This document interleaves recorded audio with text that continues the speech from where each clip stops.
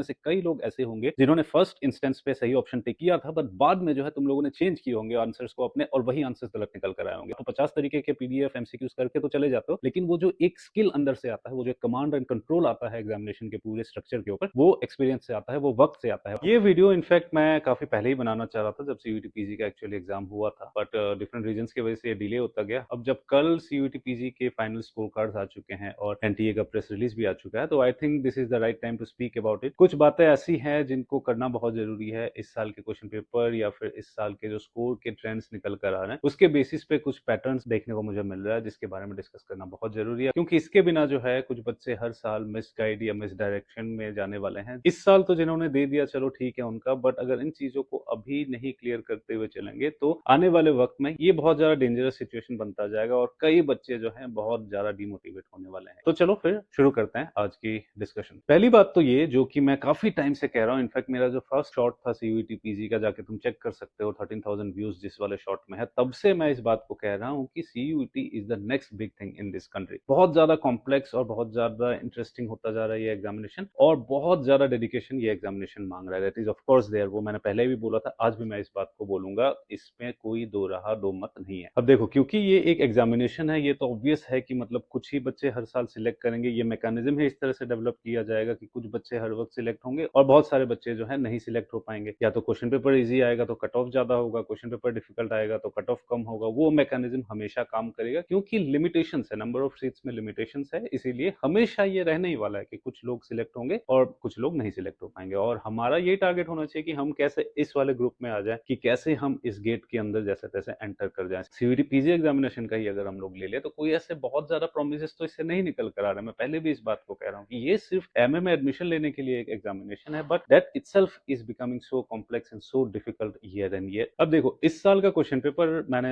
Analyse किया था। Question paper अगर उस तरह से देखा जाए तो बहुत ऐसा डिफिकल्ट या टफ क्वेश्चन पेपर तो नहीं देखने को मिला था, जो कि जिसके चलते तुम देख भी रहे हो कि स्कोर इनफैक्ट कहां तक पहुंच गए। 300 नंबर भी टॉपर लेकर आया, 300, 290, 285, इस तरह के स्कोर जो है टॉपर्स लेकर आ रहे हैं, और हमें सिर्फ 5 लोगों का ही, 5 टॉप 5 का ही स्कोर बताया है एनटीए की तरफ से। तो हमें पता नहीं उसके बाद ऐसा भी हो सकता है कि 275 में बहुत सारे बच्चे हो, या ऐसा भी हो सकता है कि बीच में बहुत ज्यादा गैप है, 245, 250 से फिर बच्चे शुरू हो। All those things are going to be there, वो वक्त के साथ सामने आएगा। बट मैं क्या कहना चाह रहा हूँ कि द पॉइंट रिमेन्स दैट अब ये एग्जामिनेशन जो है ईयर आफ्टर ईयर एक जस्ट एन एग्जामिनेशन नहीं रह चुका है कि अंडर ग्रेजुएट के बाद देने वाला एक एग्जामिनेशन की भाई फटाफट देंगे, कहीं सीट मिलेगा, जाके पढ़ने चले जाएंगे। That thing is now over, that is now a history. अब ये full fledged preparation, full fledged engagement चाहने वाला एक एग्जामिनेशन हो चुका है, जैसे कि civil services examination, SSC examination या यूजीसी नेट, जो भी अदर जो कॉम्प्लेक्स एग्जामिनेशन है उन्हीं के तरह, despite being such a simple syllabus, despite being such easy question paper, ये एग्जामिनेशन उतने ही लेवल का एंगेजमेंट और अटैचमेंट मांगना अब शुरू कर चुका है। क्यों? सबसे पहली बात है कि अब एडवांस कैंडिडेट का इस एग्जामिनेशन में एंट्री होना शुरू हो चुका है। ज्यादा से ज्यादा एडवांस कैंडिडेट जैसे जैसे एग्जामिनेशन में एंटर करेंगे, एडवांस कैंडिडेट का क्या मतलब होता है? वो बच्चे जो तुमसे ज्यादा आगे हैं, जो तुमसे ज्यादा टाइम दे रहे हैं, तो वो बच्चे एडवांटेजेस पोजीशन में रहते हैं। क्यों? क्योंकि अगर क्वेश्चन पेपर के पैटर्न को तुम देखो तो एक्सटेंसिव इंफॉर्मेशन मांगना अब शुरू कर चुका है। पहले होता था कि सिर्फ आर्टिकल, कॉन्स्टिट्यूशन का ही अगर मैं बात करूं तो सिर्फ आर्टिकल का टाइटल पूछ के छोड़ देते थे कि अरेंज करो कि इनमें से कौन सा जो ये टाइटल है वो सबसे पहले कॉन्स्टिट्यूशन में आता है और कौन से बाद में आता है। इस तरह के क्वेश्चन पूछ लिया जाता था, या फिर ऐसे पूछ लिया जाता था कि मैच कर दो कि कौन से आर्टिकल किसके बारे में बात कर रहा है, वो सब चीजें बता दो। बट अब जो है आर्टिकल्स के थोड़े बहुत कॉन्टेक्स्ट रिगार्डिंग चीजें भी सामने आना शुरू हो चुका है, और असर्शन रीजनिंग क्वेश्चंस भी धीरे धीरे आर्टिकल सेंट्रिक या इंडियन गवर्नमेंट सेंट्रिक पूछना शुरू कर रहे हैं। वही बहुत सिंपल क्वेश्चंस भी थे, जैसे कि कितने हाई कोर्ट्स है इस कंट्री में, इस तरह के सिंपल क्वेश्चंस भी दिख रहा है कि कई बच्चे गलत करके आ रहे हैं। तो इस साल का जो क्वेश्चन पेपर था काफी ट्रिकी क्वेश्चन पेपर था, बच्चों को फंसाने की कोशिश करी जा रही है। जैसे कि for example chief election commissioner वाला क्वेश्चन ही अगर हम उठा ले, अगर तुमसे कोई पूछता है कि who was the first chief election commissioner of India, there is a probability कि मेनी ऑफ यू कैन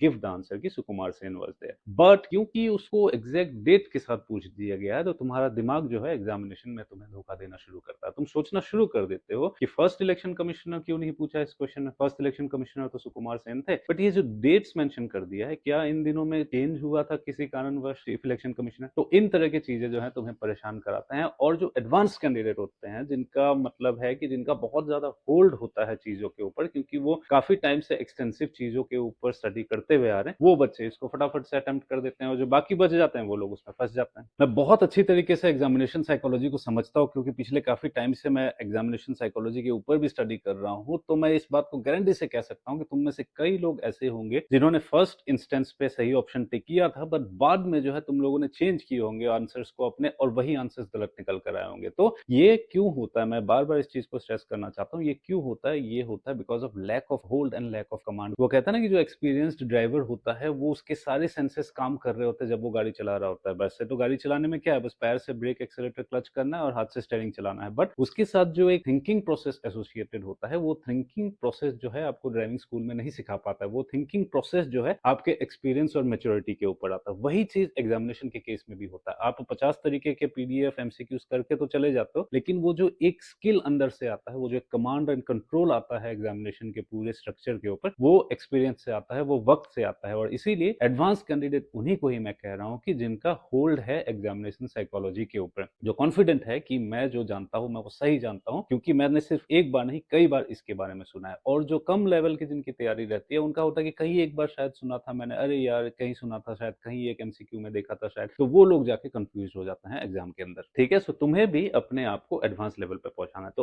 अब जो है ये कहीं से पीडीएफ डाउनलोड कर लिया, कहीं से मिल जाए, टेलीग्राम चैनल पे पीडीएफ मिल जाए, टेलीग्राम चैनल से कुछ एमसीक्यूज मिल जाए, उसके ऊपर अब डिपेंड होना थोड़ा सा कम करना पड़ेगा तुम लोगों को। तुम लोगों को खुद से भी बहुत ज्यादा टाइम देना पड़ेगा, क्योंकि अब ऐसा हो गया कि 1 से 10 तक तुमने पढ़ लिया। ये मैं पहले भी कह रहा हूँ, 1 से 10 तक तुमने पढ़ लिया कि 12वां नंबर चीज तुमसे पूछ लिया। ठीक है, तो तुम्हें अब 1 से 10 तक तो पढ़ोगे ही, बट 12 से 15 तक भी एक पेरिफेरल विजन के अंदर तुम्हें उस इंफॉर्मेशन को रखना पड़ेगा। एक जो सबसे डेंजरस चीज अब हो रहा है कि डाइवर्सिटी ऑफ एप्लीकेंट्स भी इस एग्जामिनेशन में बहुत ज्यादा बढ़ते जा रहा है। तो अब ऐसा नहीं है कि कोई बीए पॉलिटिकल साइंस वाले बच्चों के साथ ही तुम्हारा सिर्फ कंपटीशन हो रहा है। अब ऐसे भी मेरे को दिख रहे हैं, कुछ बच्चे ऐसे भी निकल कर आए हैं जो कि बहुत पहले ही बीए शायद कर चुके थे, कहीं जॉब वॉब भी इनफेक्ट कर रहे थे, और वो लोग जो हैं अब सिविल सर्विसेज की प्रिपरेशन करना चाहते हैं। And because they want a place to stay, because they want an environment of studying, environment of academics, वो जो क्या कर रहे हैं सेंट्रल यूनिवर्सिटीज में सीट लेने के लिए इस एग्जामिनेशन दे रहे हैं कि इसको क्लियर कर लेंगे, सीट मिल जाएगा, 1 साल 2 साल हमें दिल्ली में सारा अरेंजमेंट हो जाएगा, और उस पे जो है हम सिविल सर्विसेज की प्रिपरेशन को कंटिन्यू करते रहेंगे। तो इस तरह का एक्सपीरियंस भी आ गया। ठीक है, तो समझने की कोशिश करो, इन दोनों एक्सपीरियंस में एक बहुत मेजर डिफरेंस है। तुम शायद एक ऐसे एस्पिरेंट हो जो सोच रहा है कि अगर मैं सीयूटी एग्जाम को क्लियर करता हूं, अगर मुझे कहीं सीट मिल जाती है, तब मैं जाके सिविल सर्विसेज की प्रिपरेशन करना चाहता हूं। बट कोई शायद ऐसा भी है जिसके साथ तुम compete कर रहे हो कि जो ऑलरेडी सिविल सर्विसेज की प्रिपरेशन कर रहा है, और सिविल सर्विसेज के प्रिपरेशन के दौरान वो चाह रहा है कि सीट ले ले और अपने प्रिपरेशन को और ज्यादा एडप्ट कर दे। तो इन दोनों बच्चों में बहुत ज्यादा डिफरेंस है, तुम में और इसमें। वो ऑलरेडी तुमसे आगे है, वो ऑलरेडी सिविल सर्विसेज की पहले प्रिपरेशन करना शुरू कर चुका है, और क्योंकि वो पहले सिविल सर्विसेज की प्रिपरेशन करना शुरू कर चुका है, उसको ऑलरेडी एक एडवांटेज मिलना शुरू हो चुका है सीयूटी पीजी एग्जामिनेशन में, because of the pattern of questions that are being asked. वही तुम एक बिगिनर हो, तुम स्टेप बाय स्टेप आगे बढ़ना चाह रहे हो कि तुमने ग्रेजुएशन खत्म किया, अब तुम सीयूटी देके एमए में एडमिशन लेना चाहते हो, उसके बाद तुम सिविल सर्विसेज की प्रिपरेशन करना चाहते हो। बट कोई ऐसा है कि जिसने सेकंड स्टेप को ना करके थर्ड स्टेप पे चला गया था और अब दोबारा सेकंड स्टेप पे वापस आ रहा है कि ग्रेजुएशन खत्म करी, सीधा सिविल सर्विसेज की प्रिपरेशन शुरू की, एक दो शायद अटेम्प्ट भी दे चुके हैं, बट अब प्रिपरेशन को और ज्यादा फर्निश करने के लिए वो सेकंड लेवल पे दोबारा वापस आ चुके हैं कि अब एग्जाम देके एक बार प्लेस लेके फिर उसके बाद दूंगा। तो इस चीज को समझना बहुत जरूरी है कि कंपटीशन लेवल बहुत ज्यादा कॉम्प्लेक्स हो चुका है, और इन्हीं को ही मैं एडवांस कैंडिडेट कह रहा हूँ। इनका एंट्री जैसे जैसे एग्जामिनेशन में होगा, लगा लो कि फ्रेशर्स के लिए दरवाजे बिल्कुल रैपिडली बंद होते जाएंगे साल भर साल। तो ये साल भर साल डिफिकल्ट होता जाएगा। बीए के तुरंत बाद या ड्यूरिंग बीए जो प्रिपेयर करके एग्जामिनेशन देने की कोशिश करेगा, ये शायद हो सकता है आने वाले वक्त में कि उनके लिए बहुत मुश्किल होता जाए। इसीलिए इन सब के बीच वो बच्चा फंस रहा है जो जेन्युइनली एकेडमिक्स करना चाहता है, रिसर्च करना चाहता है, और किसी अच्छे यूनिवर्सिटी में, अच्छे डिपार्टमेंट में एमए में एडमिशन लेना चाह रहा है। इस रैपिडली इंक्रीजिंग कंपटीशन में क्या हो रहा है, वो बच्चा थोड़ा सा कोप अप करने में प्रॉब्लम फेस कर रहा है। इसीलिए मैं कह रहा हूं कि चाहे तुम्हारा ऑब्जेक्टिव एकेडमिक्स हो, चाहे तुम्हारा ऑब्जेक्टिव रिसर्च हो, फिर भी इस कॉम्पिटिटिव माइंडसेट को तुम्हें रखना ही पड़ेगा, क्योंकि बच्चे तुम्हें सबसे पहले कहीं बैठने की तो जगह चाहिए, सबसे पहले सीट तो चाहिए, उसके बाद ही तो जाके तुम रिसर्च करोगे या एकेडमिक्स करोगे। तो इसीलिए इस यूटोपियनिज्म से बाहर निकलना पड़ेगा कि मैं क्योंकि एकेडमिक्स करना चाहता हूँ, रिसर्च करना चाहता हूँ, तो मैं उस तरह से रिगोरसली जो है कॉम्पिटिटिव एग्जामिनेशंस के लिए प्रिपरेशन नहीं करूंगा। नहीं, तुम्हें करना पड़ेगा, क्योंकि अगर करोगे तभी जो बाकी लोग ये आ रहे हैं उनके साथ तुम compete कर पाओगे और एक जगह वहां ढूंढ पाओगे, और जिस जगह को मिलने के बाद ही जो है तुम सोच पाओगे कि एकेडमिक्स करना है या रिसर्च करना है। उसके बाद you are going to have a choice. वो कहता है ना कि बेगर्स आर नॉट चूजर्स, पहले सीट लो, उसके बाद चूज करो कि तुम्हें कॉम्पिटिटिव एग्जामिनेशंस में जाना है या तुम्हें एकेडमिक्स एंड रिसर्च में जाना है। मैं बार बार कह रहा हूँ कि उन एडवांस कैंडिडेट से अगर तुम compete करना चाहते हो, तो only and only option left with you is to start early. अगर ग्रेजुएशन के फर्स्ट ईयर से ही शुरू कर दोगे तो ग्रेजुएशन के थर्ड ईयर तक आते आते तुम भी कोट अनकोट एडवांस्ड कैटेगरी में आने लगोगे और तुम भी उन लोगों से compete कर पाओगे। तो एडवांस कैंडिडेट बोल तो रहा हूं, बट एडवांस कैंडिडेट बनने के लिए तुम्हें क्या करना, that is the important question that we have to ask. और इसके लिए बहुत आसान चीज, सबसे फर्स्ट स्टेप यही है कि तुम्हें शॉर्टकट्स के ऊपर डिपेंड करना छोड़ना पड़ेगा। तुम्हें फाइनल लेवल ऑफ प्रिपरेशन को करने से पहले ही खुद से अपने लेवल पे बेसिक प्रिलिमिनरी प्रिपरेशन को शुरू कर देना पड़ेगा, जिसके अंदर एनसीईआरटी आएंगे, जिसके अंदर बेसिक नॉलेज, बेसिक इन्फॉर्मेशन आएगा, लक्ष्मीकांत जैसे बुक्स आएंगे, इंडियन नेशनल मूवमेंट आएगा। इन सब चीजों को जल्दी से रैपिडली कवर अप तुम्हें करना है, उसके बाद सोचना, क्योंकि ये पॉसिबल नहीं है कि 2 साल तक कंटिन्यूअसली तुम कोचिंग लेते रहोगे। क्योंकि अगर कोचिंग भी लेते हो कहीं से तो ये तो नहीं पॉसिबल है ना कि तुम 2 साल 3 साल तक कोचिंग लोगे और कोचिंग के अंदर भी जो 6 महीने 5 महीने के अंदर तुम्हें पढ़ाएंगे, there is going to be limit of things that they can give to you. तो इसीलिए पहले से ही बेसिक अपने फाउंडेशन स्टोन्स को बिल्ड करते हुए चले जाओ। क्या दिक्कत है, शुरू करो ना बच्चे, ग्रेजुएशन के फर्स्ट ईयर से ही शुरू कर दो, दो करके एनसीईआरटी पढ़ना शुरू कर दो, लक्ष्मीकांत को हर दिन पढ़ना शुरू कर दो। समझ रहे हो, मतलब 3 साल है, 365 इंटू 3 लगा लो, लगभग 900 1000 डेज तुम्हारे पास रहेंगे। क्यों नहीं हो पाएगा? थोड़ा पहले से शुरू करने की कोशिश करो। Please do not wait for reaching to third year and उसके बाद यूट्यूब पे सर्च कर रहे हो सीयूईटी पीजी एग्जामिनेशन। पहले से ही इसको करो। तुम्हारे जो जूनियर्स पीछे तुमसे चलते हुए आ रहे हैं, तुम्हारे भाई बहन जो भी है, उनको पहले से ही बोलो कि पहले से ही अपना इंक्वायरी, पहले से ही अपना रिसर्च शुरू करे बहुत पहले तरीके से, नहीं तो एंड में जाके फिर यही हाल होने वाला है। हर साल ये और ज्यादा मुश्किल होते जाएगा। मैंने पहले भी बताया और फिर से आज कह रहा हूं, लक्ष्मीकांत से ही शुरू करो। Make it the first point. Laxmikanth के टेक्स्ट बुक को उठाओ और बिल्कुल उसको रट जाओ। प्लीज मत आओ यूट्यूब में दूसरी चीजें सर्च करने, दूसरी चीजें ढूंढने, यूट्यूब या कहीं भी मत आओ unless you have completed the Laxmikanth text book. मैं इतना तुम्हें बार बार तुम लोगों से कह रहा हूँ, मेरा बिल्कुल मूड खराब हो जाता है मैं जब लोगों को देखता हूँ 50 तरह के कमेंट्स, 50 तरह के वीडियोस ढूंढते फिरते हैं, बट बैकग्राउंड में अपने ही बेसिक चीजें को तैयार नहीं कर आते हैं। अपने ही मतलब लक्ष्मीकांत के ऊपर ही होल्ड नहीं है। इंडियन कॉन्स्टिट्यूशन में टोटल कितने पार्ट्स हैं, कितने शेड्यूल्स हैं, कितने आर्टिकल्स हैं, कब कब कौन से आर्टिकल्स ऐड हुए थे, कौन कौन से आर्टिकल शुरू से थे, मतलब इतना सा भी बेसिक प्रिलिमिनरी इंक्वायरी नहीं करते हैं और सीधा पहुंच जाते हैं यूट्यूब या कहीं से भी सर्च करके जो है तैयारी करना शुरू कर देते हैं। तो please keep this in mind कि बेसिक्स को पहले खत्म करो। मैं बार बार इसी बात को बोले जा रहा हूँ कि एनसीईआरटीज को जल्दी खत्म करो, एनसीईआरटीज को जल्दी खत्म करो। फिर भी अगर मैं अगर फेस टू फेस लोगों से पूछूंगा तो तब भी ऐसे लोग निकल कर आएंगे जिन्होंने नहीं किया होगा। तो यार इस तरह से खत्म करो। एनसीईआरटीज को खत्म करने का ये मतलब नहीं है कि सिर्फ उनको पढ़ लेना है, उनको इंटरनलाइज करना है, उनको अपने खून में दौड़ाना है। इस तरह से नोट्स बना के उनको प्रिपेयर करके रखना है कि आने वाले 3 साल 4 साल 5 सालों तक तुम उनको यूज कर पाओ और तुम्हें चीजें याद रहे। Same with Laxmikanth, same with Indian national movement. उन सब चीजों को रैपिडली नहीं करोगे तो हमेशा इसी तरह से दुखी होते रहने वाले हो और हमेशा यही भागदौड़ करते रहने वाले हो। तो प्रॉपर टाइम टेबल अपना क्विकली बनाना शुरू करो और अप्रोप्रिएट स्ट्रेटेजी से करना शुरू करो। मैंने ऑलरेडी वीडियोस डाल रखे हैं सीयूटी 2027 प्रिपरेशन फ्रॉम स्क्रैच के लिए, एक सीरीज मैंने इनफैक्ट चलाया, उनको देखो कैसे कैसे धीरे धीरे आगे बढ़ सकते हो, उसके ऊपर फोकस करो और अपनी तैयारी को उस लेवल तक लेकर जाओ। ठीक है, और अब आने वाले वक्त में जब धीरे धीरे कट ऑफ डिक्लेयर होंगे तो मैं एक और वीडियो उस पर भी बना दूंगा कि जिनका अपने डिजायर्ड कॉलेजेस, डिजायर्ड यूनिवर्सिटीज में एडमिशन नहीं होगा, उनका क्या होगा, जीवन में क्या जिंदगी खत्म हो जाएगी, उनके बारे में भी डिस्कस करूंगा आने वाले नेक्स्ट वीडियो में। चैनल को सब्सक्राइब नहीं किया तो सब्सक्राइब कर लो यार, दोस्तों, जूनियर्स सबके साथ शेयर करो, क्योंकि अवेयरनेस शेयर करना बहुत जरूरी है। पीडीएफ तो भले तुम शेयर कर देते होगे व्हाट्सएप के थ्रू, लेकिन अवेयरनेस को शेयर करना बहुत जरूरी है कि किस तरह से अप्रोच करना है एग्जामिनेशन को, that is very very important, और उसके ऊपर इंफॉर्मेशन शेयर करना बहुत जरूरी है। ठीक है, सो चलो, ऑल द बेस्ट।